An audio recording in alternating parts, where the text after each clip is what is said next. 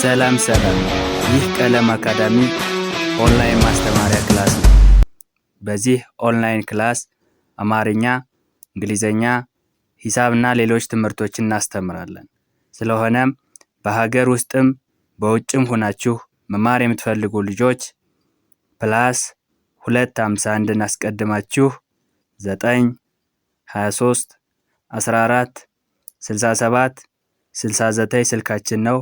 በኢሞ፣ በዋትስአፕ ወይም ደግሞ በቴሌግራም ተመዝግባችሁ በቀንም ሆነ ማታ በተመቻችሁ ሰዓት በኢሞ፣ በቴሌግራም፣ በዋትስአፕ፣ በጉግል ሚት እና በሌሎች አማራጮች መማር ትችላላችሁ። ቻናሉን ሰብስክራይብ፣ ላይክ እና ሼር እያደረጋችሁ ጀምሩ። ዛሬ ይዤላችሁ የመጣሁት የአማርኛ ንባብ ልምምድ ነው የሚሆነው ማለት ነው። የአማርኛ ንባብ ልምምድ ነው የሚሆነው። ስለዚህ ዛሬ ከሁለትና ከዛ በላይ ያሉ ቃላትን እንዴት አገናኝተን ወይም አገጣጥመን ሀረግና አረፍተ ነገር አድርገን ማንበብ እንደምንችል የምናይ ይሆናል ማለት ነው። ስለዚህ በሌላ ቪዲዮዎች ከፊደል ጀምረን ቃላትን እያልን እንዴት ሀረጋትን ማንበብ እንደምንችል ሰርተንላችሁ ነበረ። ስለዚህ ቪዲዮውን ያላያችሁ ካላችሁ ወደኋላ መለስ ብላችሁ ፊደላትን ከዛ ቃላትን እያላችሁ ወደዚህ ወደ ሀረጋትና ወደ አረፍተ ነገር መድረስ ማንበብ ወደዚህ መምጣት ይኖርባችኋል ማለት ነው። ይሄንን ካያችሁ በኋላ ያንን አይታችሁ ይሄንን ብታዩ በደንብ ግልጽ ይሆንላችኋል ማለት ነው፣ ወይም ቀለል ይልላችኋል ማለት ነው። ስለዚህ ወደ ክላሳችን ስንመጣ ዛሬ እዚህ ጋር እንደ እርሳችን የተጠቀምነው በቢጫ የተቀባ አማርኛ ንባብ አማርኛ ንባብ ይላል። ስለዚህ እዚህ ጋር የተለያዩ ቃላት ሁለትና ከዛ በላይ ያሉ ቃላት አሉ። እነዛ ቃላትን እንዴት አገጣጥመን ማንበብ እንደምንችል እናያለን ማለት ነው። ስለዚህ እናንተ ደብተርና እስክርቢቶ ይዛችሁ ቪዲዮን ከጅማሬ እስከ ፍጻሜ እያቆማችሁ እየጻፋችሁ መለማመድ ይኖርባችኋል ማለት ነው። እዚህ ጋር ስንመጣ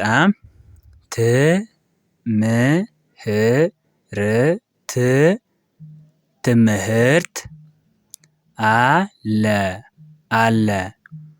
ትምህርት አለ ትምህርት አለ የሚለውን ስናይ ትምህርት አለ የሚለው ባለ ሁለት ቃል ሀረግ ነው ወይም አረፍተ ነገር ነው ማለት ነው። ስለዚህ ባለ ሁለት ቃል ነው ማለት የምንችለው። ትምህርት የሚለው አንድ ቃል ነው፣ አለ የሚለው ሌላ ቃል ነው። ስለዚህ ከአንድ ቃል እና ከሌላ ቃል መካከል እርቀት ወይም ቦታ ያስፈልገናል፣ ትንሽ ስፔስ ያስፈልገናል። ምክንያቱም ለማንበብ ከምንቸገር አንድ ቃል መስሎን አንድ ላይ አገጣጥመን አንድ ላይ ስናንብ ትርጉም አልባ እንዳይሆንብን ከአንድ ቃል እና ከሌላ ቃል መካከል ምን ያስፈልጋል? ትንሽ ቦታ ያስፈልጋል ማለት ነው። ስለዚህ ይቺን የምታክል ቦታ ሁሌም ያስፈልጋል ማለት ነው። ስለዚህ ትምህርት አለ ይላል። ይህንን አገጣጥመን ስናንብ ትምህርት አለ የሚል ሀረግ እናገኛለን ማለት ነው። ኦኬ፣ እዚህ ጋር ስንመጣ ዛሬ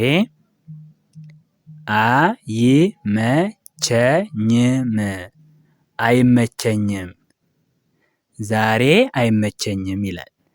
ዛሬ አይመቸኝም የሚለውን ስናይ ዛሬ አንድ ቃል ነው፣ ባለ ሁለት ሆሄ አንድ ቃል ነው ማለት ነው።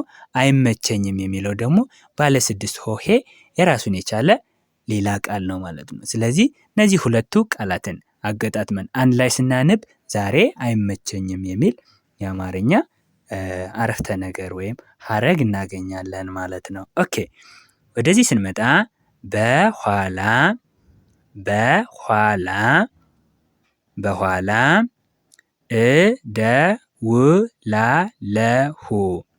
እደውላለሁ በኋላ እደውላለሁ ይላል።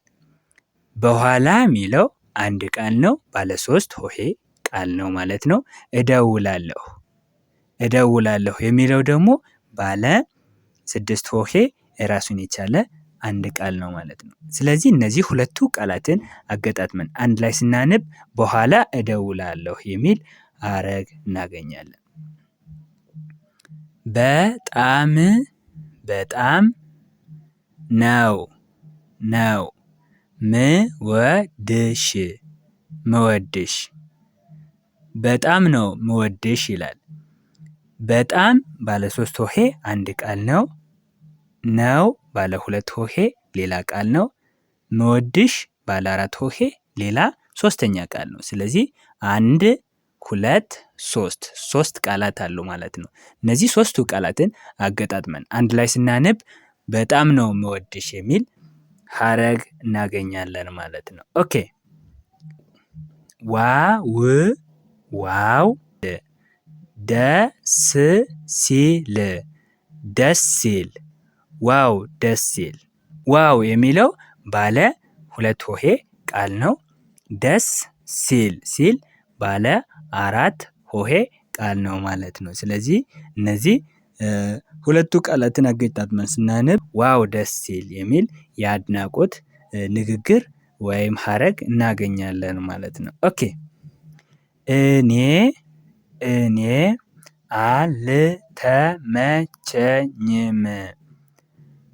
አልተመቸኝም እኔ አልተመቸኝም እኔ ባለ 2 ሆሄ አንድ ቃል ነው። አልተመቸኝም ባለ 7 ሆሄ ራሱን የቻለ ሌላ ቃል ነው። ስለዚህ እነዚህ ሁለቱ ቃላትን አገጣጥመን አንድ ላይ ስናነብ እኔ አልተመቸኝም የሚል አረፍተ ነገር ወይም ሀረግ እናገኛለን ማለት ነው። ኦኬ ሌላ ስራ አለህ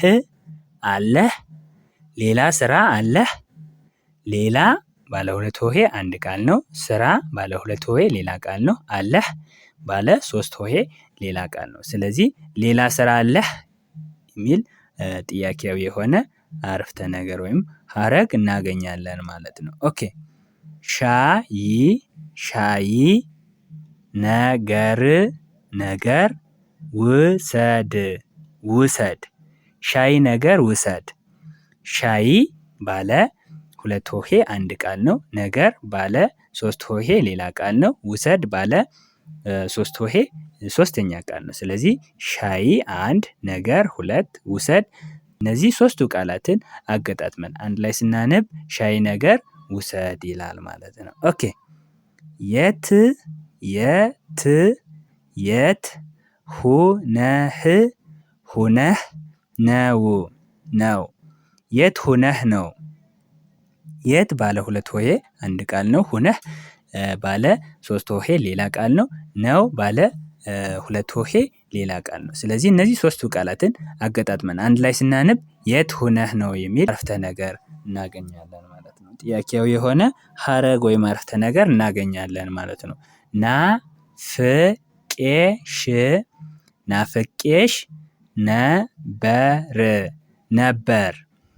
ናፍቄሽ ነበር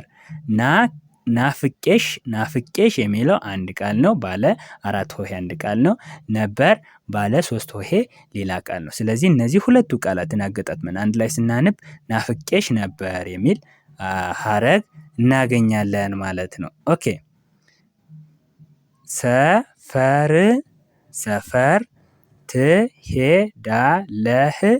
ትሄዳለህ ሰፈር ትሄዳለህ ሰፈር ባለ 3 ሆሄ አንድ ቃል ነው። ትሄዳለህ ባለ 5 ሆሄ ሌላ ቃል ነው። ስለዚህ እነዚህ ሁለቱ ቃላትን አገጣጥመን አንድ ላይ ስናነብ ሰፈር ትሄዳለህ የሚል ሀረግ እናገኛለን ማለት ነው።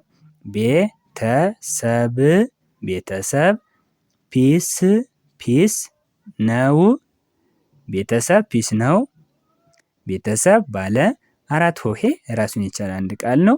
ፒስ ባለ 2 ሆሄ ቃል ነው ባለ 3 ሆሄ ቃል ነው። ስለዚህ እነዚህ ሶስቱ ቃላትን አገጣጥመን አንድ ላይ ስናነብ ቤተሰብ ፒስ ነው ይላል። ቤተሰብ ፒስ ነው ይላል ማለት ነው። ኦኬ ጥሩ ዜና ነው ጥሩ ዜና ነው ጥሩ ባለ 2 ሆሄ ቃል ነው። ዜና ባለ 2 ሆሄ ቃል ነው ባለ 2 ሆሄ ቃል ነው። ስለዚህ እነዚህ ሶስቱ ባለ 2 ሆሄ ቃላትን አገጣጥመን አንድ ላይ ስናነብ ጥሩ ዜና ነው የሚል ቃል የሚል አረፍተ ነገር እናገኛለን ማለት ነው። ኦኬ እሺ እንገናኛለን። እሺ እንገናኛለን። እሺ ባለ 2 ሆሄ ቃል ነው። እንገናኛለን ባለ 7 ሆሄ ቃል ነው ማለት ነው። ስለዚህ እነዚህ ሁለቱ ቃላትን አንድ ላይ ስናነብ እሺ እንገናኛለን የሚል ሀረግ እናገኛለን። ኦኬ ስራ ስራ ገባህ ገባህ እንዴ እንዴ ስራ ገባህ እንዴ ስራ ባለ 2 ሆሄ ቃል ነው። ገባህ ባለ 3 ሆሄ ቃል ነው። እንዴ ባለ 3 ሆሄ ቃል ነው። ስለዚህ ስራ ገባህ እንዴ የሚል ባለ ሀረግ ወይም አረፍተ ነገር እናገኛለን ማለት ነው። ጥያቄያዊ አረፍተ ነገር እናገኛለን። ውብ ውብ ውብ ናት ናት ውብ ናት። ውብ ውብ ባለ 2 ሆሄ ቃል ነው። ናት ባለ 3 ሆሄ ቃል ነው። ስለዚህ እነዚህ ሁለቱ ቃላትን አገጣጥመን አንድ ላይ ስናነብ ውብ ናት የሚል ሀረግ ወይም አረፍተ ነገር እናገኛለን ማለት ነው። ስለዚህ የዛሬ ክላሳችን ይሄንን ይመስላል። እንዴት በቀላሉ 2 እና ከዛ በላይ ያሉትን የአማርኛ ቃላትን አገጣጥመን ሀረግ ወይም አረፍተ ነገር አድርገን ማንበብ እንደምንችል በደንብ አይተናል። ሀረግ ማለት ሙሉ ሀሳብን የማያስተላልፍልን የሆነ የጎደለ ነገር ያለው የአማርኛ የቃላት ስብስብ ማለት ነው። ሙሉ ሀሳብን የሚያስተላልፍልን ወይም ምንም የጎደለ ነገር የሌለ ሙሉ ሀሳብን የሚያስተላልፍልን የአማርኛ የቃላት ስብስብ ወይም የሀረጋት ስብስብ ከሆነ ደግሞ አረፍተ ነገር እንለዋለን። በጣም ነው የምወድሽ የሚለው አሁን ሀረግም አረፍተ ነገርም ሊሆን ይችላል ማለት ነው። ለዛ ነው ሀረግ ወይም አረፍተ ነገር እያልኩላችሁ ስናገር የነበረው ማለት ነው። ስለዚህ የትኛው ሀረግ ነው የትኛው አረፍተ ነገር ነው የሚለውን እዚህ ጋር በቀላሉ ሙሉ ሀሳብን ያስተላልፋል ወይስ የጎደለ ነገር አለው ማለት። የዛሬ ክላሳችን ይሄንን ይመስላል። ቪዲዮ ከተመቻችሁ ላይክ፣ ሼር እያደረጋችሁ ይሁን። እንዲሁም አማርኛ፣ እንግሊዘኛ፣ ሂሳብና ሌሎች ትምህርቶችን በአጭር ጊዜ ውስጥ ማወቅ ከፈለጋችሁ በውስጥ መስመር ገብታችሁ መማር ትችላላችሁ። ስልካችን ከታች አለ። በሱ በኢሞ፣ በቴሌግራም ወይም በዋትሳፕ ታገኙናላችሁ። ሃይ በሉ፣ ደውሉና ተመዝግባችሁ ተማሩ። ቀጣይ ክላስ ወይም በሌላ ክላስ እስከምንገናኝ ድረስ በያላችሁበት ሰላማችሁ ይብዛ። ባይ ባይ።